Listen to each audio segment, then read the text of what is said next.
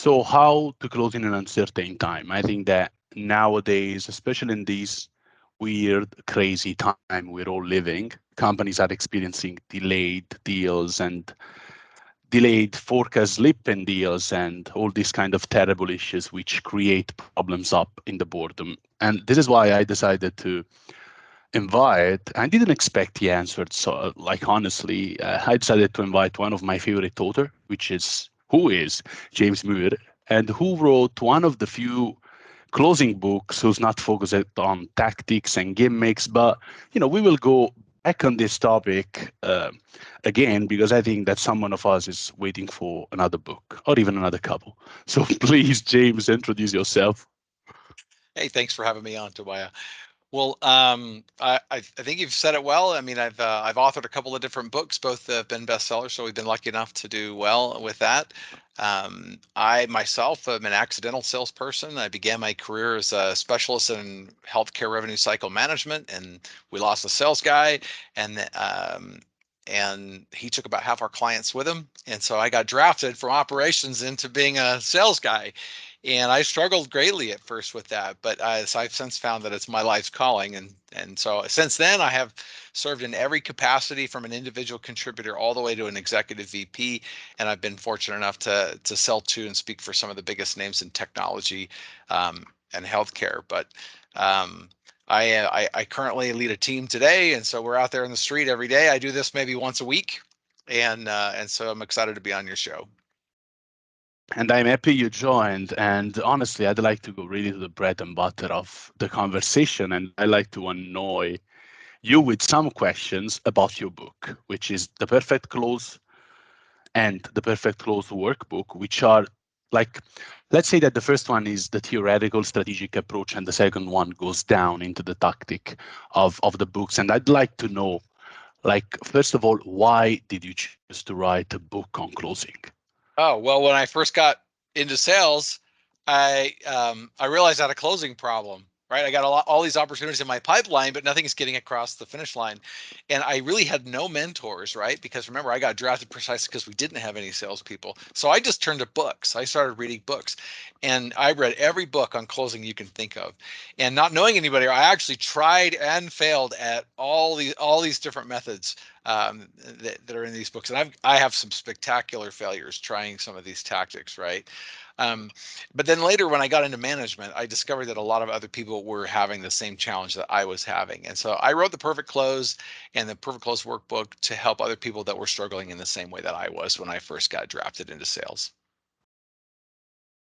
And what was let's say, I know it's a bestseller, but I always like to know how a sales book becomes a bestseller. So what happened at the beginning when you released it? Because it was like totally different from what we had in the past. So I want to know what the audience told you.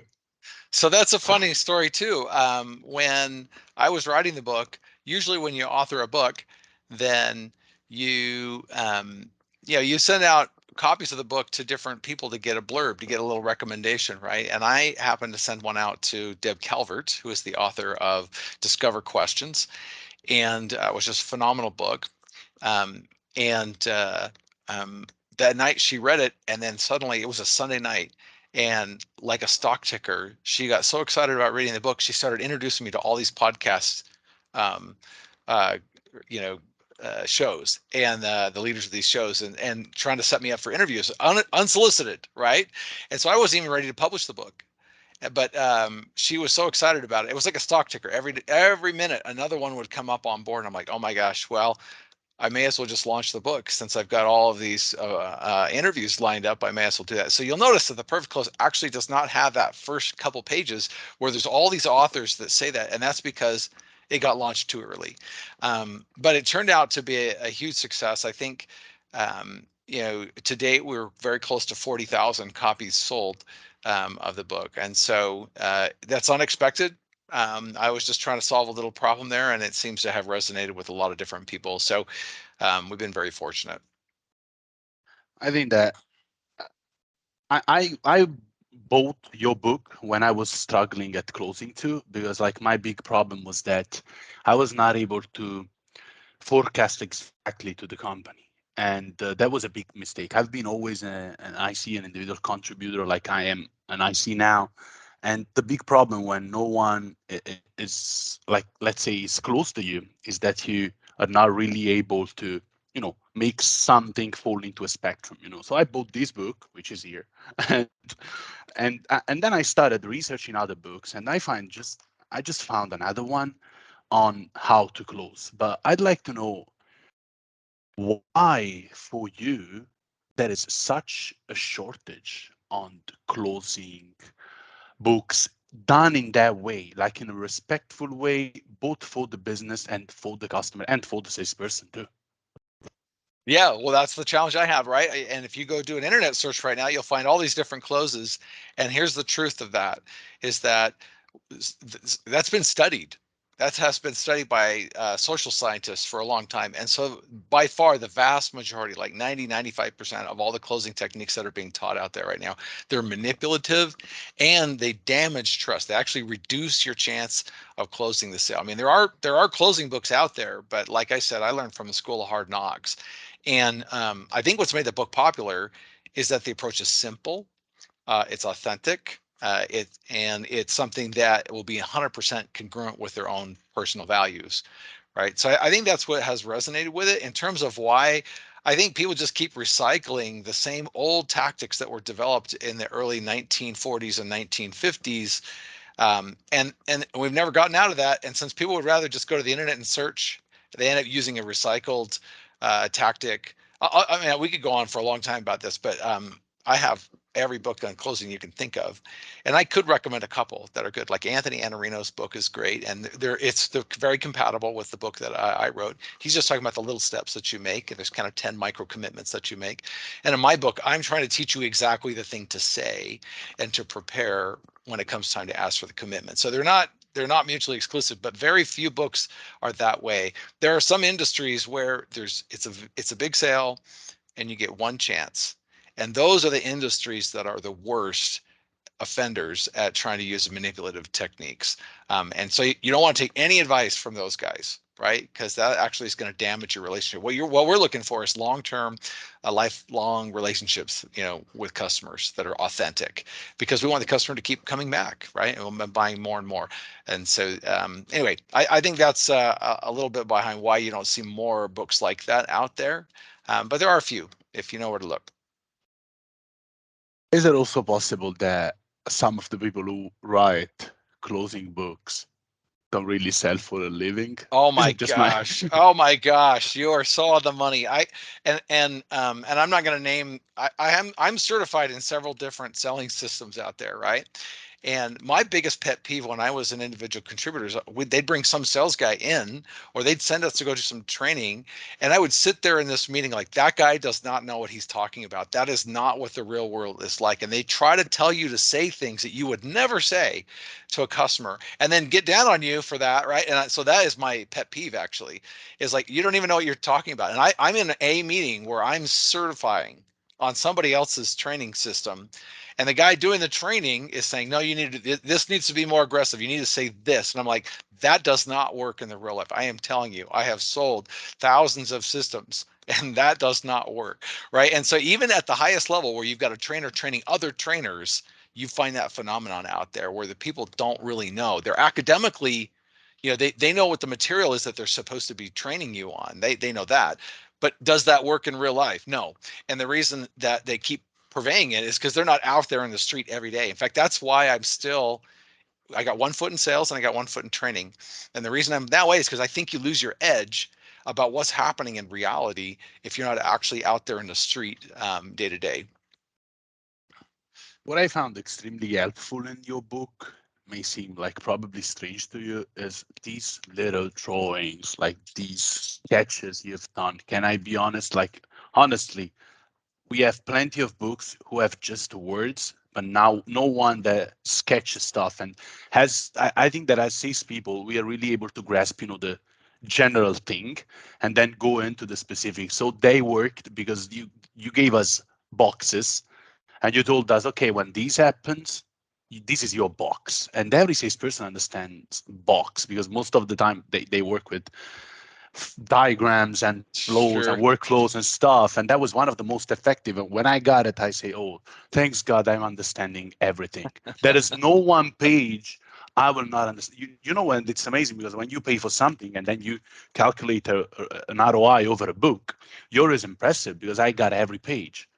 And this is something that it's really, really like, doesn't happen that often. But I'd like to bring the perfect close to nowadays in this conversation because honestly, even if I will have a successful year, thanks God, thanks me, it's getting difficult to close nowadays. It's getting extremely difficult. We got inflation, we got uncertainty, we got COVID, all these kind of things, better than me that influenced our commercial systems. Now, you describe these methods to generate advancements.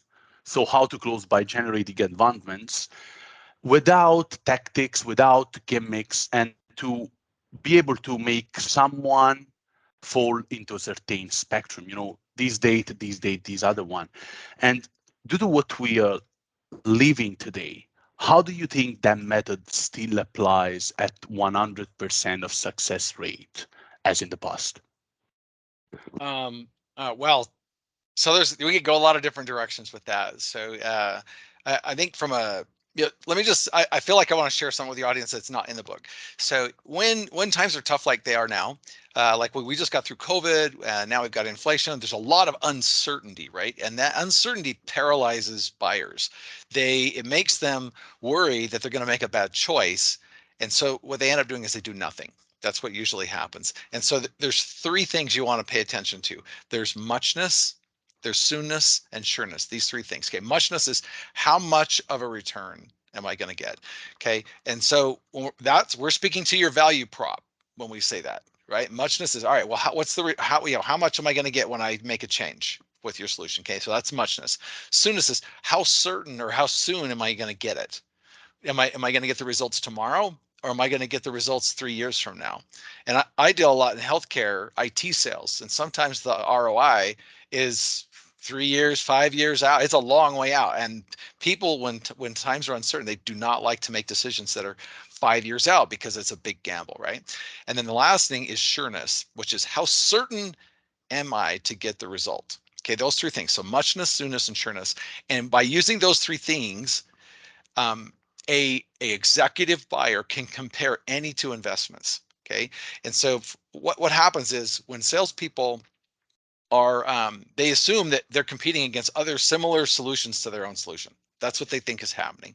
But in reality, executive buyers have a lot of things they can spend their money on, right? And they might buy a new building, or they might invest in some equipment, or right, there's all different kinds of things they can spend their money. We need to convince them that our solution is the creates the best return, it's the fastest that they're going to get, and that it's going to be the most certain return. Okay. And so if you look at your solution, you'll be able to knock out all the alternative choices for them spending their money on something else if you'll compare those three things. So when times are uncertain like now, we want to accentuate, hey, this is a very good return. There are other projects that produce greater returns, but they don't have the same level of soonness. You might have to wait 5 years, right? You might have to wait 3 years to get your return, right? And they don't have the same degree of certainty. And the way you can address certainty is offer guarantees and things like that. So I know that's not where you're going to buy it, but I think that right now it's really important when we're selling that we're incorporating those things into the messaging that we're using with the customers, because that's what they're worried about. They're worried they're going to make a mistake. And if they're going to spend some money now, they'd like to get the return right now. So the sooner today you can guarantee that you're going to get results for them, the more appealing that the solution is going to be. That was a good answer simply because you went in a direction I was going to go over in this Okay. in this next question. So you anticipated it. Like my question, still on closing, James. It's like an easy one, a large one.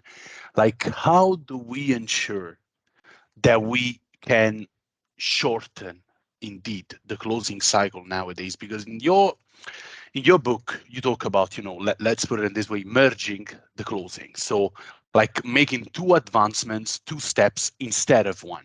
But what I'm seeing now, looking at the people I talk to, is that everyone is willing to break more and more steps because, as you said before, they're uncertain, they're scared. So, how do we ensure that we can shorten the closing cycle nowadays? Well, that's potentially a big topic, all the things you can do to shorten a sales cycle. But I think when it comes to speeding the sales cycle up or like unsticking stuck deals, that kind of stuff, then what we want to do is we want to just look at things from the perspective of the buyer, not our perspective, but from the buyer's perspective, and understand what's going on in their world. And like I managed a sales guy one time and he had all these deals in his pipeline. He said, so they're all going to close.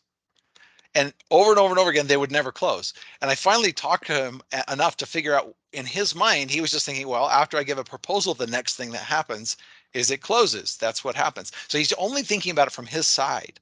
And I'm like, well, what happens on the customer side? What are they doing on their side? How can we help facilitate their thinking? And once you understand the process that a customer goes through, it's actually a lot easier to speed up the sales cycle and to also prevent any sticking inside there. And so let me just briefly, I'll try to, in the workbook, there's a really phenomenal, let's see if I can find that here. There's a really phenomenal diagram of what I'm about to say here. It's right, wait for it. It's right in the middle. Here, it looks like this. I don't know if you can see that, but it's the buyer's journey, right? And so initially they're unaware. They're not even in the market, right? And so after that, they kind of become aware that they might have an issue. And so they're asking themselves, oh gosh, do I have a problem here? And then once they're convinced that they actually do have a problem, then they say, well, gosh, is this really big enough that I have to do something with it? Or can I just ignore it? Right? They're hoping that they don't have to do anything. And then once they've decided that it really is big enough that they better do something about it, then they start for looking for possible ways to solve it. Now, that doesn't necessarily mean they're going to solve it your way, the way that your solution solves it. Anything they might outsource or they might do something that's a totally left field way of solving the problem, right? So anything's fair game at that point. Once they've decided that your category of solution is the best way to solve the problem, then what they do is they start looking for the best option in that category. And that's where salespeople usually think that they're playing. Okay. Once they have decided that they think they know which one is the best in that category, then they start to justify the solution. And this is where a lot of deals get stuck. What happens is they stop and they go, whoa, are we about to spend a lot of money on this?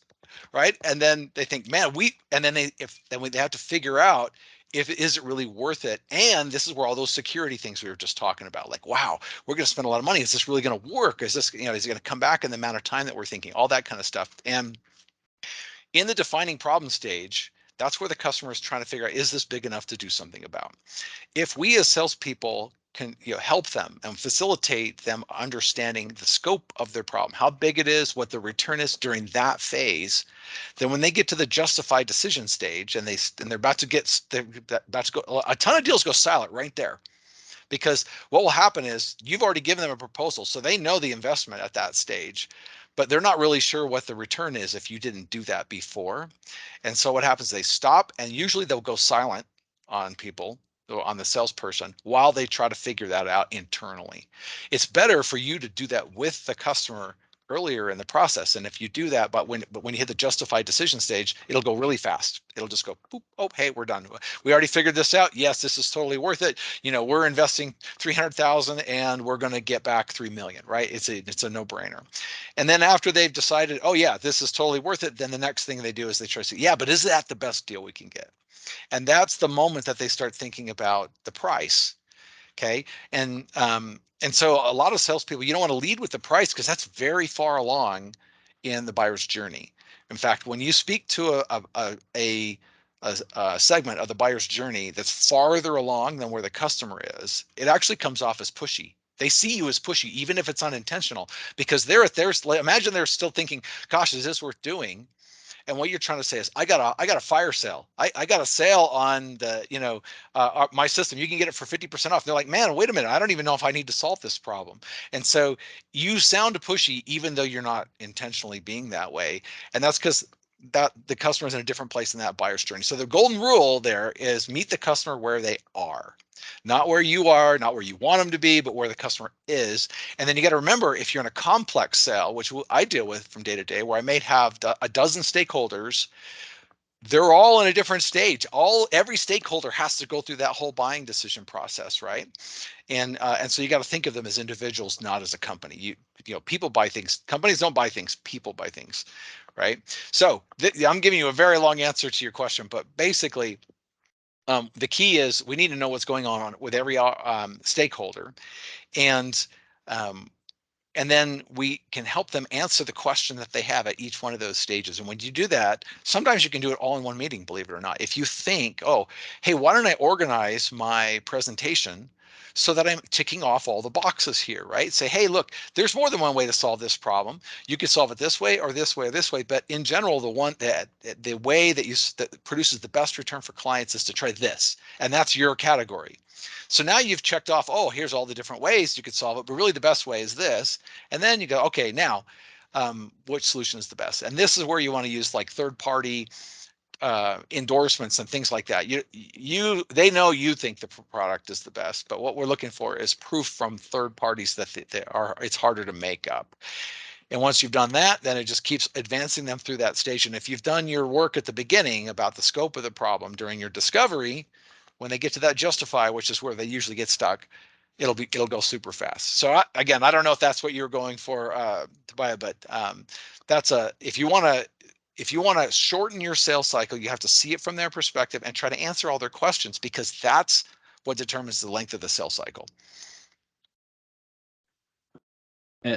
Now, the follow-up question on this is, we need a lot of time at the beginning, okay? But what I'm seeing now is that no one is willing to spend the time nowadays. No one, like say, some buyers, potential clients, are not willing to spend all this time with the salesperson to, let's call that, diagnose the problem, or even to, align the resources and establish an action plan. So now my question for you is, does these can these be a disqualifier? Like if a prospect is not willing to spend some time with you.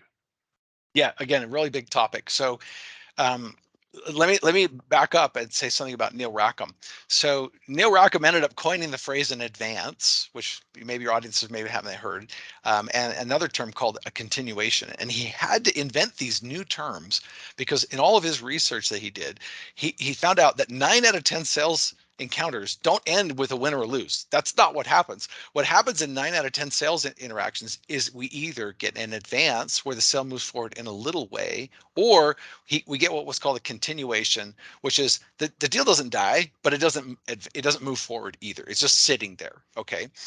And so 9 out of 10 sales interactions end with one of those two things. And so the key is we want to have a little bit of an advance, some momentum that happens every single time we meet them. And that's why we just take a minute before we go into our sales encounter to figure out what's the best thing that could happen. That's our ideal advance. And then we want to have a couple of alternative advances just in case the ideal advance turns out to be unrealistic for some reason. And a way to think of that is like a backup plan. If it turns out the best thing you want doesn't happen, hey, what else could I do that would keep the deal moving, right? And if you do that, your deals will always continually move forward. And there's some cool science behind why, as long as the customer feels like they're making progress, it actually accelerates their effort there. So now that we've said that, let's go back to, hey, customers, maybe we've asked for an advance and they haven't done it. And then we fell back to another logical advance and they didn't take it. And we third one, right? We say, hey, does it make sense for us to do X, right? Let's say we're consultants. Does it make sense for me to do an assessment to see what our best options are? Okay. In that example, the assessment is the advance. Okay. They're only going to say yes. They're going to say no. If they say yes, great, we got our advance. If they say no, we're going to fall back to one of the alternates, right? We might say, okay, other clients at this stage sometimes do this other thing. Does it make sense for us to do that? If they say yes, great, we get our advance. If they say no, and we feel good about it, right? We're going to use the force. Then we're going to say, oh, well, sometimes there's this third thing that they do. Does it make sense for us to do that?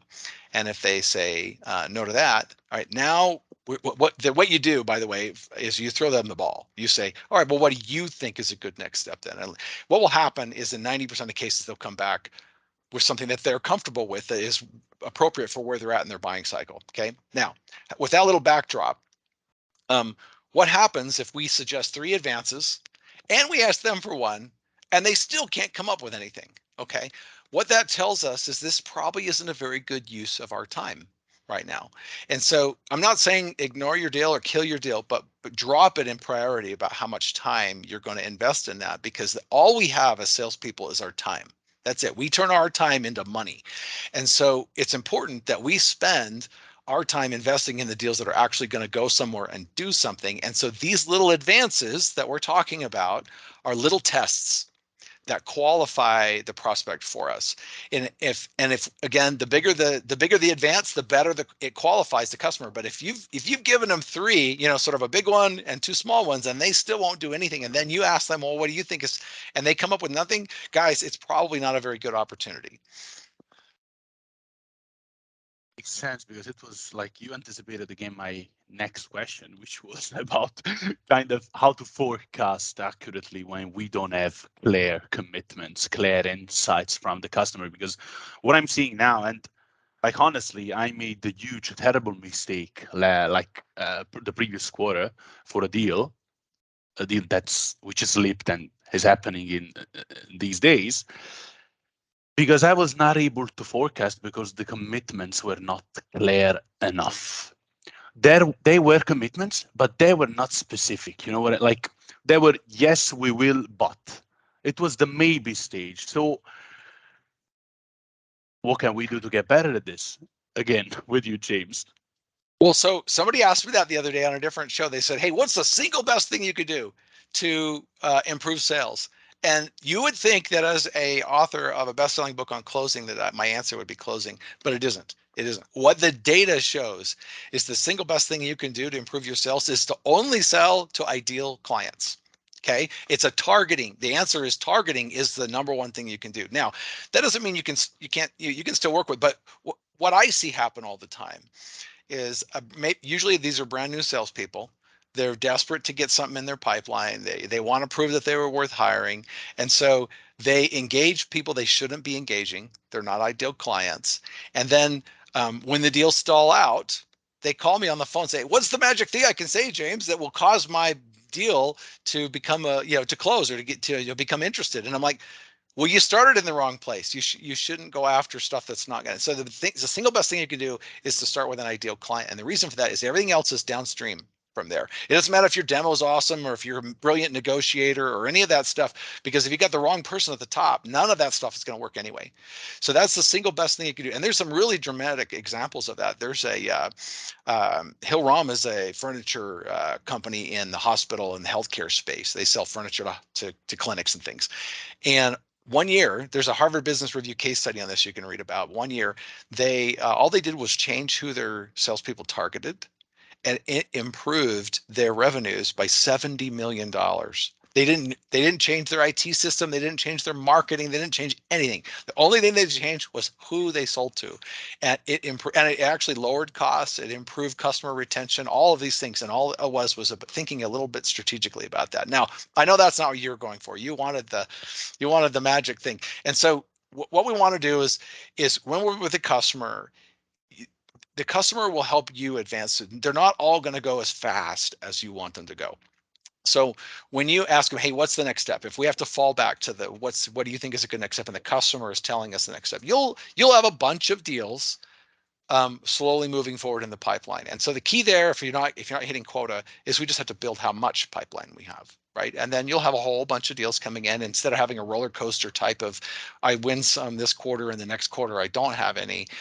You'll have a nice steady flowing pipeline and all moving at the speed that the customer is ready to go. Okay. But really the single best thing, if you want to really speed up your sales cycle, is to spend some time putting a little rigor into identifying what is the most ideal client, and then finding out. And a way to think about that is, what's the problem that your solution solves, and who has that problem, and who has it in the biggest way. That's your target market. And so, and there's other things we can do to identify target market. But if you do that, it will speed up your sales cycle, and your close ratio will improve dramatically, because it's literally, it's the single best thing. It's not the magic thing you say, it's finding the right person that actually needs what you offer. What happens when indeed we have a lot of opportunities coming from marketing, like SDRs, BDRs? That's that's where I wanted you, because I had like my last podcast was with David Brock, and we talked about one of his articles, like changing the BDR SDR function into a more senior role due to that, how much space the marketing funnel has now in a sale, you know? So I'd like to know, what can we do to even convince like that segment, that role in the organization, that we should only target certain types of clients. That is a very executive level decision, because what happens is marketers, well, first of all, if you want to solve the problem, marketing needs to have a quota, just like sales does. Okay. They need to be responsible for it. And at the top, you should have a chief revenue officer that is responsible for both functions. Okay. Because then that person will make sure that there's alignment between marketing. But in general, what you find out there is marketing is more about trade shows, and they count leads, but they don't think about the quality of the lead nearly as much. Now there's ways to address that with lead scoring and things like that, but man, I'll tell you something. This will blow your mind. This is years ago. I'm VP of region, and I got in a shooting match with marketing about where the leads are coming from, the quality of the leads, and all this kind of stuff. So I had my assistant um, track down all the leads that came in for a single quarter, and it was almost 1,000 leads. Okay. And she contacted every single one of these. It took a while to figure out why it was that they became engaged with us. And what marketing was saying is, they were saying, oh gosh, this many leads are coming in from the website, and this many leads are coming in from SEO, right? From search engine and all that, right? And what my assistant ended up asking, that turned out to be a very, very valuable question, was, what caused you to do X, right, in the first place? So if they said they came in from, they went to the website, she'd say, well, what made you go to the website to begin with? Or if they typed our name in a search engine, she'd say, well, what made you type our name in the search engine to begin with, right? And this will blow your mind. It blew my mind. In our case, now, all industries are different, but in our case, 74% of the leads could be traced back to a person who had referred that client to us. Okay. So in other words, somebody said, hey, you should check these guys out. Next thing you know, they're on our website, or next thing you know, they're typing our name in a search engine, something like that. Right. And so the mind blower here is that, from my perspective, somewhere around 74% of all leads actually come from referrals. And so this is a mind blowing phenomenon. But if you ask any salesperson or even any marketer, you'll say, hey, what's the best channel? It's referrals. They are the best. They all know that. And then you just ask them one more question. How much money are you spending in your marketing spend trying to leverage the referrals channel? And you know what they almost always say? Zero. They're not doing any. And I'm telling you, it is the most under-leveraged. It is the highest performing, most under-leveraged channel there is, period. It destroys everything else from a conversion perspective. So if you really want to get high quality, fast moving referrals or opportunities, you need to leverage referrals. And there's a really great way to do that. I'll give you a quick, I hope we don't go too long here, but what you want to do is use something like LinkedIn or society rosters. And like, for example, Navigator has a cool feature in it where if I pull up to buy it, right, and I say, who does he know? It'll actually let me shop for companies, not contacts, right? LinkedIn by itself will let you do the contacts, but you're going to get a lot of them. And then you got to look through each one.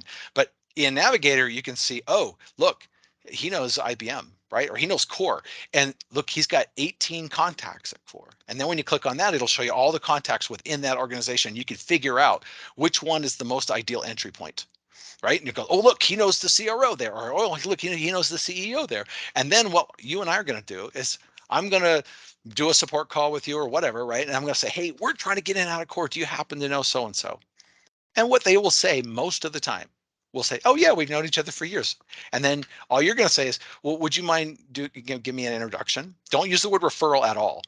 Right? That has baggage. So you just ask for an introduction and they'll give you the introduction. They will never reject you. I promise you, I've done this thousands of times. They will always, if let's say that you see someone they're connected to and you ask for the introduction and they don't really know them very well, that's all they'll say. They'll say, gosh, if I knew him better, I would introduce you, but I don't really know him that great. Right. And so if you're smart, you'll say, oh, okay, well, do you happen to know this other guy at that same place? right? And then you'll have that prepared too. But the key here is know when you're looking for a referral, ask for exactly the name of the person you want. Don't make them come up with the name. Don't say, hey, who else do you know can buy my stuff? That doesn't work. I've tried it. It doesn't work. But if you go out and specifically figure out who it is that that you want your introduction to and ask specifically for that name, that you're going to find your success ratio is super high, because we already know they know it, right? We saw it. We don't say that. We don't say, hey, I saw you're connected to so and so on LinkedIn. Don't do that. Just say, hey, we're trying to get in and out of this place. Do you happen to know? And then the person that you saw that they were connected to on LinkedIn. If you do that, your conversion rate, I know for us it was around 60% of the time we would actually get the appointment. And now there's no competitors, right? The customer didn't go out to market, and you've got a built-in referral or a reference of someone who's already using your product to start with. And so very often you can close the whole thing without having any competition. If you want to know the fastest way to convert and shorten your sales cycle, that's the way to do it. You're using the highest level leverage channel, and you don't have any competitors while you go through the whole process. It's amazing. This brings us to the next topic I'd like to go over with you, because when we ask for referral, we are doing an outbound activity by the end of the day. Even if we leverage something, we go and look for someone else. So I know you will be active in the outbound conference, like I've seen posts and a lot of other information, but I'd like to know from you, like share some ideas on what kind of characteristics should the salesperson have, or what kind of action a salesperson has to do to be effective at outbounding nowadays, especially because honestly, James, like it seems that no one wants to talk to a salesperson anymore. It's yes, it's true. It's true. So I like to think of it this way. There's four M's. There's four things. There's market, message, medium, and motivation. Those four things. Okay. So market is what we were talking about a second ago. Target market. Who is the most ideal person for us to reach out? Once you figured out who that is, then you've got message. What's the message I need to hit them with that's going to get me some traction with them? Because what the data shows is we have a very, very tiny window to get our message to them. So you got to spend a little bit of time figuring out what you're looking for.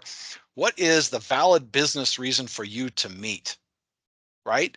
And so, and when you do that, you should have something with a little teeth to it. Right now, some industries you're selling soft products, you're selling it's beauty or confidence or whatever. Okay. If you're in that industry, it's slightly different. But when you're in a business to business type of sale, you're usually producing something that improves that shortens time or improves money or revenue in some way. Okay. So you're going to want to say, hey, we actually improve accounts receivable days by X, right? Or we improve net collections by this many millions. Okay. That's what they're looking for. That's the valid business reason to meet. Okay. So you get your market, your message, then the medium is, all right, well, where do your ideal clients hang out? Right? Where are they? And here's the rule. It's just like you heard before. You meet them where they are. I have worked with clients where we could not get to them with email. We could not get to them with phone calls. So those were bad channels.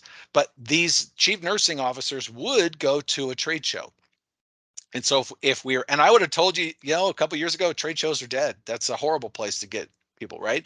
But in this case, for this particular client, because the nurses were away from their work where they're so busy, that was the best possible time to get their attention. So great. If they hang out at trade shows, then you go to trade shows because that's where they are, right? If they hang out on Snapchat, then you're going to have to get on Snapchat. Okay. So the rule is you meet them where they are, and that's where you're going to deliver that message.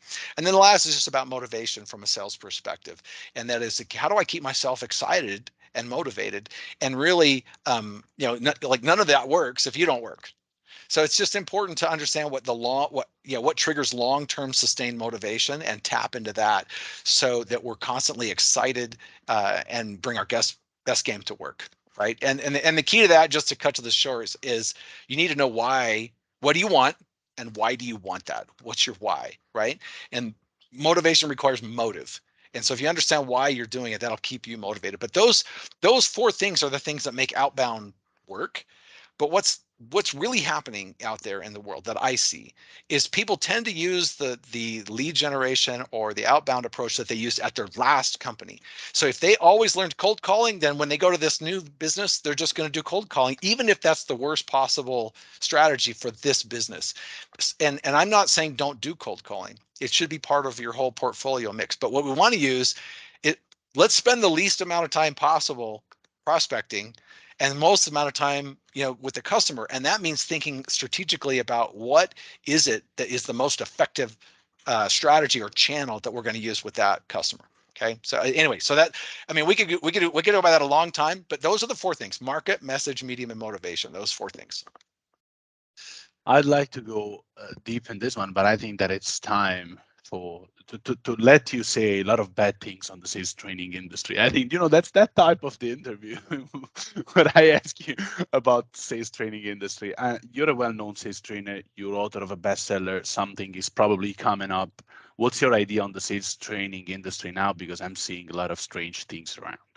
Sure. Well, it's obviously been going on through a lot of change over the recent years. For example, COVID caused everything to go remote. So everything is going remote. It's very hard to run a workshop remotely. I won't lie. It's way better to be in the room with the people when you're doing that. And the other thing is that if you've never been exposed to a methodology like strategic selling or something like that, where you're talking about how to manage multiple stakeholders, you cannot learn everything that needs to be learned in that in a 30-minute session on a video.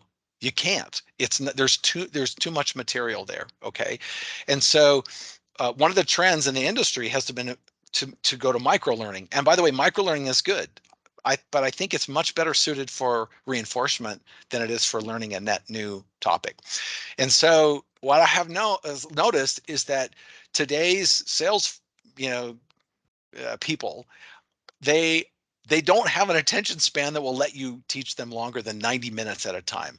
I don't know what that is, but it is a real thing. So if you say, "Hey, we're going to do 3 days," they can't do it. They don't have the bandwidth for it. So it's caused most of us in the industry to have to adjust a little bit to try to work it in there so that we can teach them in the increments that they need to see. But it does make it kind of hard because instead of just 3 days and now you get it and you're moving on, you're spreading those 3 days over months, which means the return for the knowledge that they learn also takes months. So anyway, so that's just I don't necessarily have a great solution for that, but it is a dynamic out there. But I think what you're referring to is the rise of social media has caused a lot of people that pretend they're good at social media, but they may have never really sold. And so they are positioning themselves as though they know something, and they'll give flat out bad advice um, and because newbies, they see this person, they look like they got a lot of followers or whatever, they're giving some advice out there, so they follow it. And honestly, that's not all that different than what happened to me when I realized I had a closing problem. I just went and bought every book that there was on it and read it, and not knowing any better, I tried some of these things, and I crashed and burned spectacularly on some of these closing approaches. That I mean, you would just laugh at how bad I was with some of these. And now in retrospect, I think about it, I'm like, I can't even believe I tried that. I can't even believe I tried that. But yet that is what's happening, is because this world that we see sometimes is just on the social side. We think, oh, wow, that must be good advice, right? And then we get out there and try, and you're like, oh my gosh, that guy doesn't know what he's talking about. So there's a few of those out there. I don't know what, Mike Weinberg is one of those guys that really, really disdains these posers that are out there. And anyway, so I don't want to name any names or anything like that, but yeah, it's an issue. So you might want to make sure that the person that's giving you the advice has either actually done it for a long time or maybe is still doing it, right? Because some people are so far removed, they're not actually selling day to day. And so for me, my life is bifurcated, right?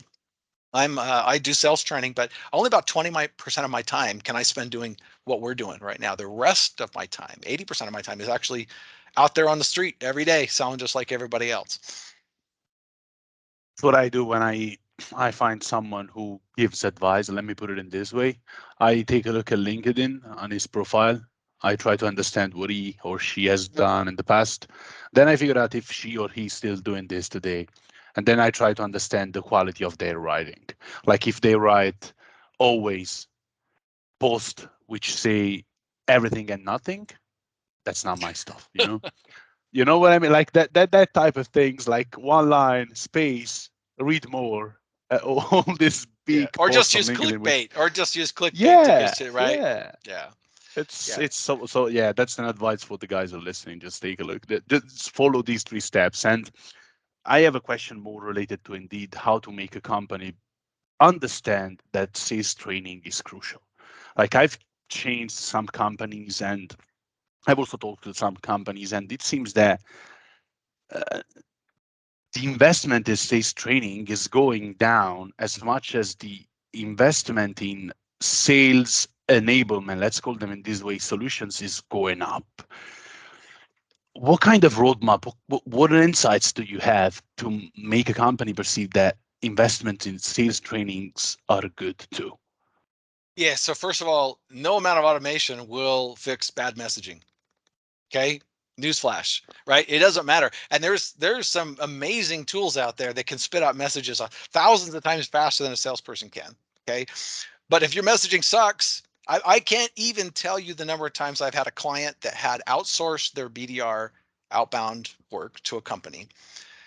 They never delivered any good messaging to that company. So how good could the outbound prospecting be for this company that you've asked to do it? And sometimes those companies themselves will overstate what they're capable of. They'll say, "Oh, you don't have to do anything, we'll figure it out." But I'm telling you, good messaging is a lot harder to create than that. And so I have seen over and over and over again, people just waste just tons of money on hiring an outbound company when they haven't figured their own messaging out. So anyway, when it comes to tools rather than training, I would just say it you can only use a power tool once you've already polished everything else. Then you can scale it up. And what's sometimes people get the cart before the horse. What they do is, hey, let's scale up and then we'll figure out our messaging. Guys, you're just wasting money at that point, right? Now, I would just say this. Look at any professional sports team. Do they have coaches? Do they do practice? Do they have continual improvement? Absolutely. They're every single professional team out there in the world of any kind, right? They've got coaches that help people improve their skills, and they've got training that's going on constantly in between the time they're actually on the field playing the game.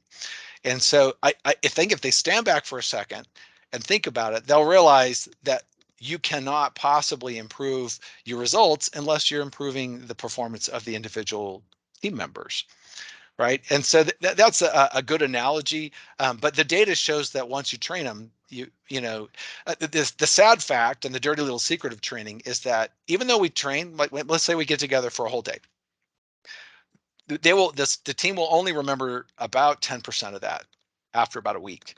And so you've got to not just train it, but you have to reinforce it. And so there's two parts to that. Sure, you can outsource that part to a talented person, right? Like you could do it, right? You can, but we also need to have our leaders, the managers, they need to be reinforcing this exact same behavior. And I, again, cannot even tell you the number of times that I've been invited to come to a training, but then the managers are just kind of cruising around doing nothing. They're not participating in the process. So how hard is it going to be for your sales team to get those processes reinforced if the sales leader is not also learning and also you mentioned David Brock. He's got a brilliant book on managing. It's one of the hardest jobs there is. And in that book, yeah, there you go. There's a sales manager's toolkit. He gave me a knife. I have a little knife right from David Brock. Um, and But there's a shocking fact in there, which is the average tenure of a sales manager is about 18 months. It's very, very hard. And so you've got to they got to be learning right along with the sales people if they're learning a new skill, and then they have to be able to reinforce that if they want to do it. But I know that executives, they like to think, oh man, if I just keep buying tools, all I'm telling you is it's like you're it's like a chainsaw. Chainsaw is a wonderful power tool, but if you don't use it right, you can cut your leg off.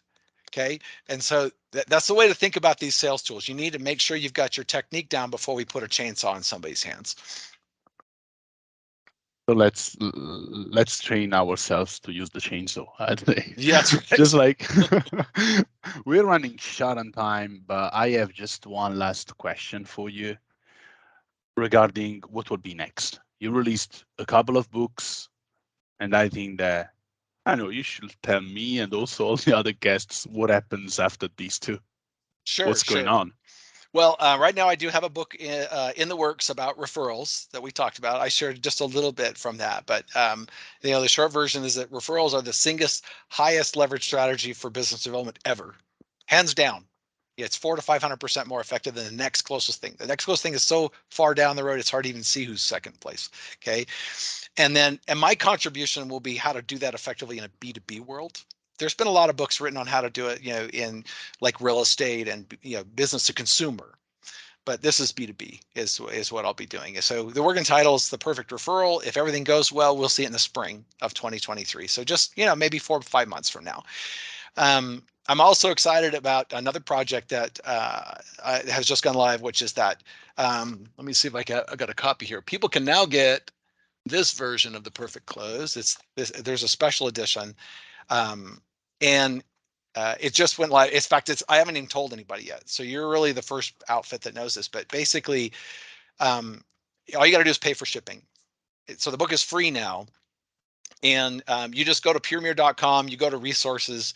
If you download those, you're going to see a video. The video will say, "Hey, do you want to get this for free?" And then it'll tell you how you can. All you got to do is you pay the shipping. I've got them all sitting in a warehouse, and so that just went live.